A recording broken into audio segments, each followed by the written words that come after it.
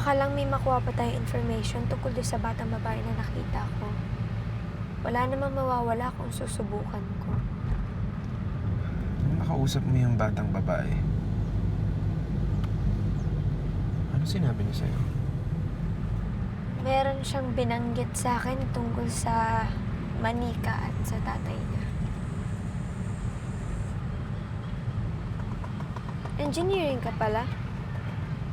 Anong major mo? Industrial or civil? Ken, ikaw, anong course mo? Interior design. Nax, designer.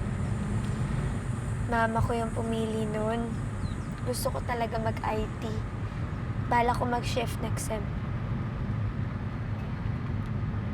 Kung buhay pa ako. Ayokong mangyari sa kanya yung nangyari kay Nick.